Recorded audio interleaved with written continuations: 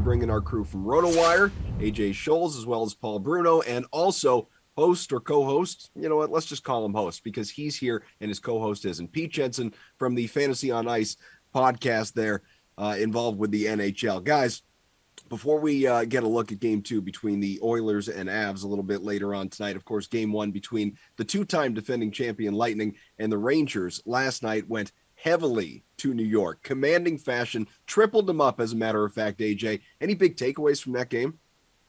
How about 6 goals being allowed by Vasilevsky? Like, that's just unheard of at this point in the postseason. You know, and the fact that 5 of them were at even strength here, so you can't really blame, power play situations. Yesterday, I said the key for the Rangers was figuring out Vasilevsky, and very clearly they did that in game one. I would expect to bounce back from him in game two, but maybe we should temper expectations that these are going to be a bunch of no goals games in this series. Clearly, the Rangers have some firepower here, and they put it on display last night. Paul, was this a reminder to the Lightning that they're not allowed to win every single year?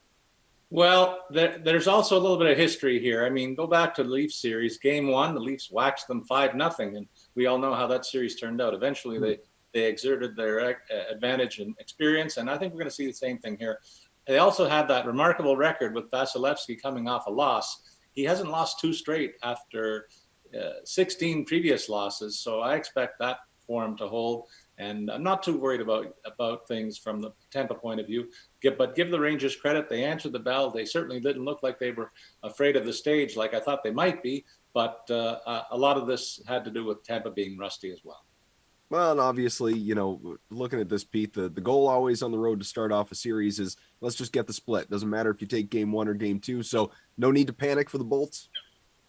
No, they don't have to panic. They haven't lost back-to-back games in the past 3 postseasons combined. Everybody knows that stat by now. All they need to do is send it back home tied, and I think they'll be in pretty good shape. Don't want to overreact too much to the Rangers here, but I do think they made quite a statement here, especially after everybody was kind of looking at them as, hey, you're beating backup and third string goalies every step of the way. Now they just beat the best goalie in the league. So give them a little bit of credit. Wanted to also give a shout out to Philip Hedl. That's someone I have my eye on fantasy wise because he's got 5 goals in his past 3 games. But when you look at the bigger picture, he's only 22 years old. Next year, if Ryan Strome isn't back, potential UFA, he could be the number 2 center of the future.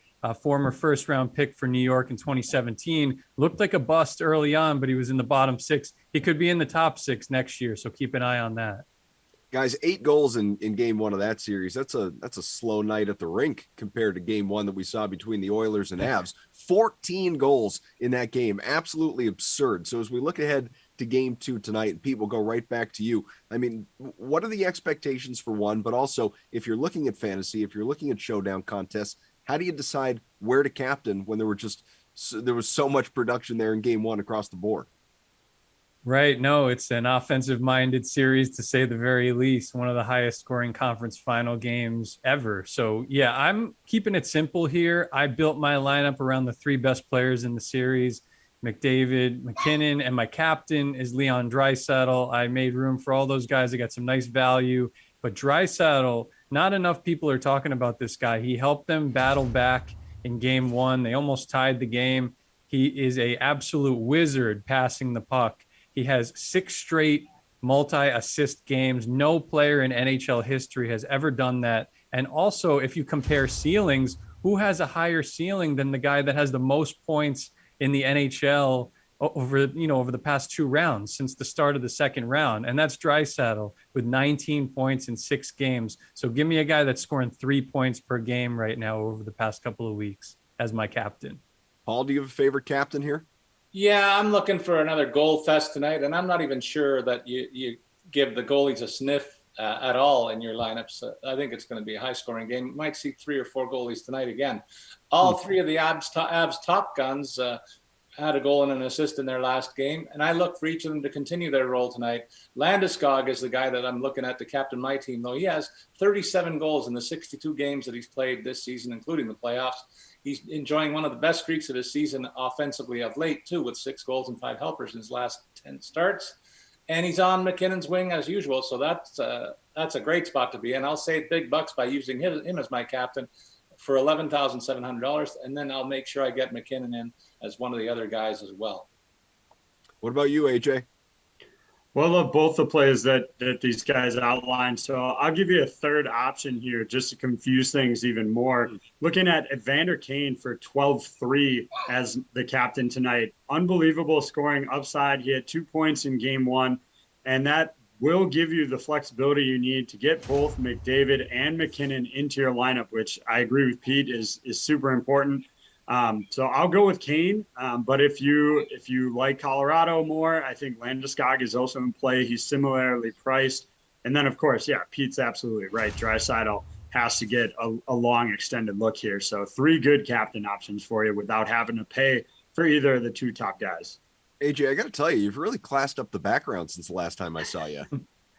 I'm borrowing some space at my in-laws right now. We're traveling right now. So had to find the best background I could in the house.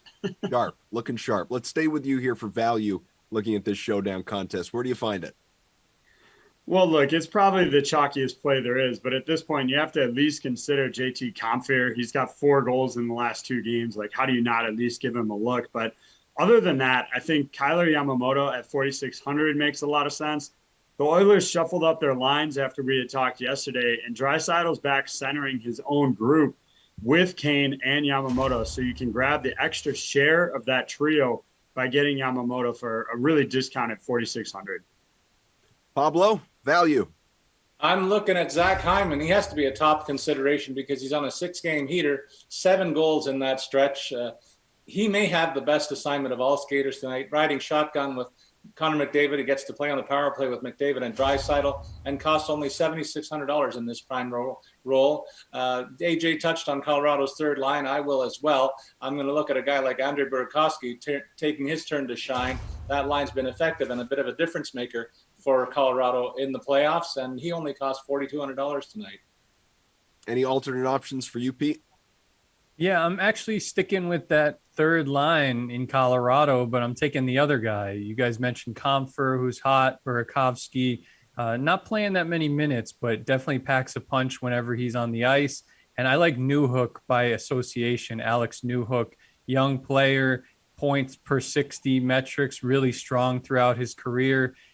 He has 2 assists in 3 playoff games, and he was covering shots on goal and blocked shots. He had multiple shots and multiple blocks in game 1. So again, we're going to see the ripple effect of this high scoring series throughout the lineup on Edmonton's side, but more likely than not, I think Colorado's second and third line guys will outperform Edmonton's over the long haul this series.